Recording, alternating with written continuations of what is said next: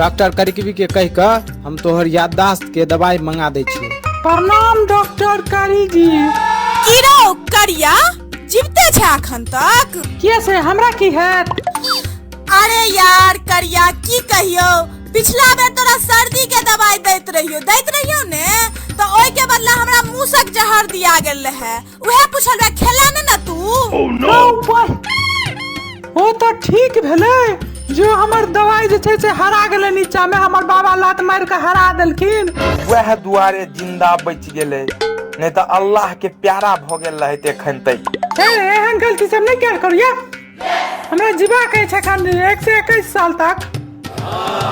तू तो की कर रहल छी रो भोलिया? चुप, कमजोर सा बात, नहीं तो डॉक्टरनी सुन लेथुन। अरे नहीं सुनथिन डॉक्टरनी, जो ओना बहिर छथिन ऊंच सुनै छथिन, नहीं सुनथिन। कोन तू की कर रहल छी?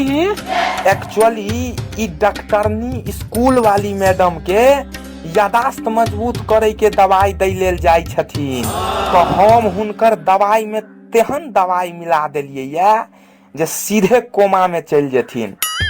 अगर हुनका याददाश्त के दवाई दो देलखिन आ स्कूल खुजला के बाद तहन तो अपना सब के याद रखने रहथुन, फिर पीठ तोड़थुन।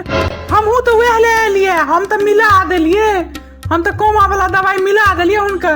ने वो कोमा से निकलथिन, ने उनका याद अतन, आ ने वो फिर स्कूल गर्मी छुट्टी के बाद स्कूल खुजला के बाद अपना सब के पीटथुन।